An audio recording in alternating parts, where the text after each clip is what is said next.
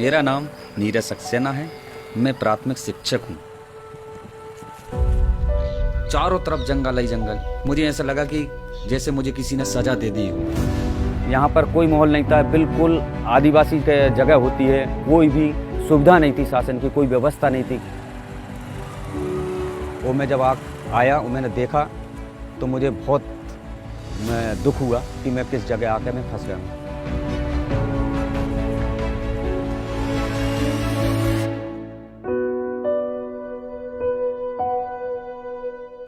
जब मैं यहाँ पर पढ़ाना चालू करा तो यहाँ पर 30 बच्चों के नाम दर्ज थे, लेकिन उनमें से 10-12 बच्चे स्कूल आया करते थे, क्योंकि माहौल शिक्षा का बिल्कुल भी नहीं था। और ना ही माता पिता चाहते थे कि हमारे बच्चे पढ़े लिखें,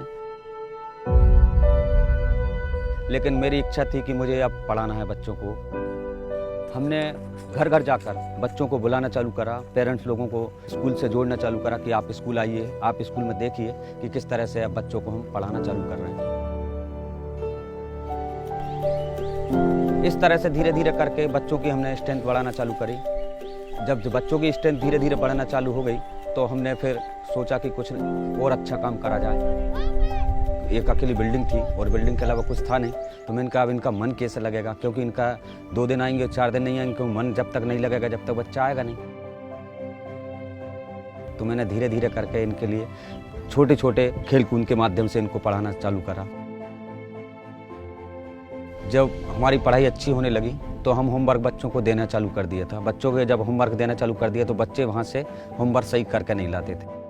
तो हमने जो पालक लोग थे उन लोगों की मीटिंग करी कि भाई आप लोग घर पर बच्चों को क्यों नहीं पढ़ाते। उन्होंने कहा कि भाई हम लोग पढ़े लिखे नहीं हैं, हमें पढ़ाना नहीं आता है, हमें कुछ आता नहीं है, हम बच्चों को कैसे पढ़ा पाएंगे।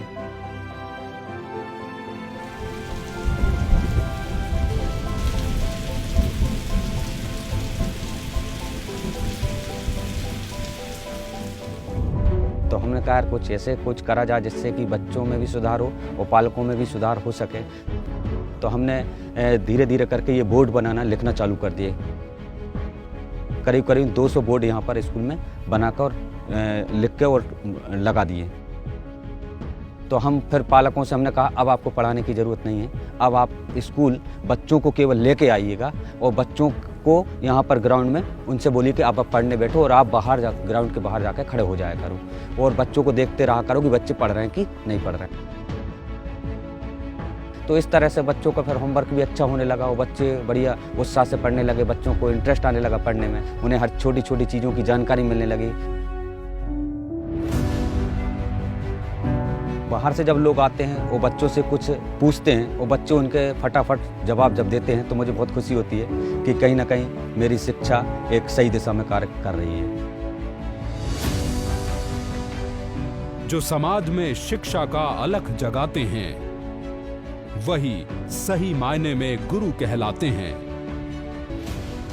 हौसले बुलंद हों तो बड़े से बड़ा लक्ष्य भी आसानी से पा जाते हैं। इस्पात मंत्रालय ऐसे ही इस्पाती इरादों से बने इंसानों को करता है सलाम। इस्पात का उपयोग कर करें राष्ट्र निर्माण, हर एक काम देश के नाम।